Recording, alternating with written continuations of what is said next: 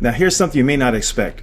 According to Dave Ramsey, teachers are on the top 4 professions that become millionaires. So yes, teachers can build wealth. But the truth is, you don't need $1 million in order to retire successfully and happily. So the real question is this: how much money do you need to invest every month in order to retire comfortably after 30 years in the classroom? And the answer may surprise you. It could be as low as 10 to 15% of your income. Now, if you're a new teacher, now is the best time to start planning for retirement. I know it sounds like 30 years away, like a long ways away, but trust me, now is the best time. And the purpose of the video is to walk you through step by step how much you need to put aside each month to make that happen. We're going to look at the numbers. We're going to break down the percentages, what that really translates into money out of your pocket. And we're going to show you how consistent investment can make all the difference in your life. And trust me, from experience, your future self is going to thank you for what you do now. Before we show you how to get there, you have to understand where there is, how much you actually really need for retirement. And a good rule of thumb, and each state's different, each location, every school district is different, but kind of a good rule of thumb is that as teachers, we most states pay into a pension, and from there you get percentage of that back. And it translates roughly to about 60% of your income. Once again, year service, everything else is all these big complicated formulas, but just for a kind of a rule of thought here, and just so we are on the same page, let's base our numbers upon 60%. So when you retire, you will get 60% of your income in retirement if you work the entire 30 years. What that means is there is still 40% that you need to make up. You need to have a plan for that 40%. And that's what this video is about. We're going to try to calculate what that 40% means. We're going to see how much you have to save each month to make that 40%, and how you can live off of that 40%. So let's dive in. Now, I want to state before we go any further, this is not financial advice. I am not a financial advisor. I mean, don't get me wrong, I would love maybe to do that when I retire. But this is just based upon the years I've been listening to and following, and myself running numbers, listening to financial advisors and so forth. So this is where the information comes from. But once again, this is not financial advice, and I am not a financial advisor. This is merely my opinion. So with that said though, 4% is a number you should keep in your mind. Whatever you save or invest and it goes into retirement, most financial advisors will advise you that you want to calculate 4% of that is what you can pull out every month. So I'll give you an example.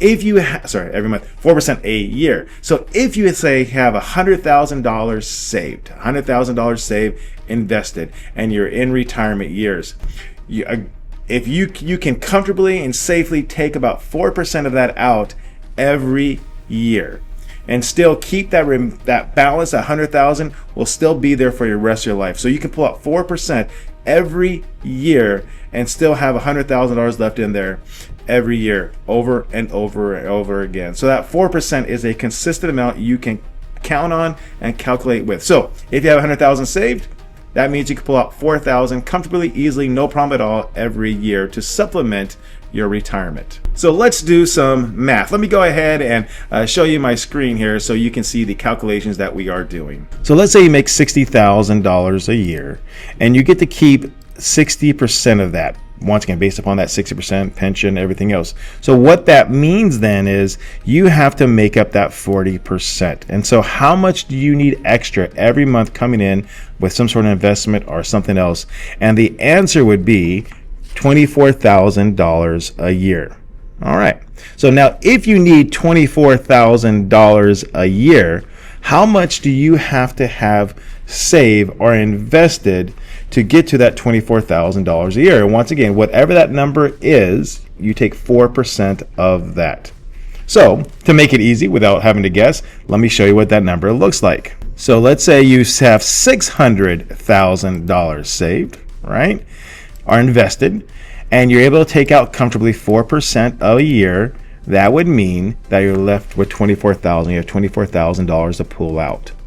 So a good way of doing a quick calculation, once again, you can get very specific and very much into the weeds, but a good way of looking at this is whatever income you make a year, if you times that by 10 that is roughly how much you should have invested. Now, once again, I want to state I'm not a financial expert, and there's so much more detail to this, but just for general planning, if you make $100,000 a year, then you should plan on having $1 million saved by the time of your retirement. If you make $50,000 a year, you should have $500,000 saved, because when you take that number, whatever that number is, and times it by 4%, that is how much you can comfortably pull out. And so for our calculations going forward, I'm going to base it upon that $60,000 a year. So if we have to get to $600,000, how do we do that? If we have to get a $600,000 saved by retirement, how we do that? And that's the next calculator I want to show you. And once again, this is all free online. You can take a look, but let me show you what this one is. The one I like using is called calculator.net. And so you put in your starting amount. And so we're going to start in with $0. And how many years? Well, we're going to put in 30 years. Once again, this is calculator.net. You can easily find it. Now, the rate of return, here's the nice thing about investing, is the average rate of return. Some years are going to be higher, some years are going to be lower. But here's the nice thing about investing. Sometimes it's going to be higher, sometimes it's going to be lower, but 8% is a very predictable average that you're going to see if you invest for a long period of time. So back to the idea, you want to start investing as soon as you can. And the key word is compound interest. We won't go into all that. That's maybe for another video, another whole entire class. But to make our calculations easy, 8% is a very predictable rate and very accurate rate as well. So start your mind with 0. After 30 years, we're say working 30 years, annually, compound annually. Additional contribution. Now this is where we try to figure out how much we have to contribute each month. So going back to our calculator, here we go. If we make $60,000 a year, that means on average we make about $5,000 a month. This is just the number we're working with. Now, if you take 10% of that $5,000, 10%, there we go, of that $5,000, that equals $500. So if you invest $500 a month from 30 years, let's see what it looks like. So if I do $500 a month, contribute at, we'll say at the end of the month, and we do that every month, let's calculate this out. The answer is $704,000. So if you look over here, any balance, $704,000. This is the beautiful thing about investing. The total amount we would contribute, that means comes out of our pocket, would be $180,000, and the total interest, the amount of money that we would make off our money, would be $524,000. But that would give us a grand total of $704,000. So if our goal is to get to that $600,000 so we can pull 4% out to supplement our retirement, you can see that this $700,000 would definitely take care of that. Which that means to you, how much you have to invest every month? The answer is about 10% of your income. Now, here's the beautiful thing about this. These quick calculations, you can do that for any amount of salary, So if you make $200,000 a year, so how much you need to save? Take 200,000 times 10, that's $2 million is what you need to save.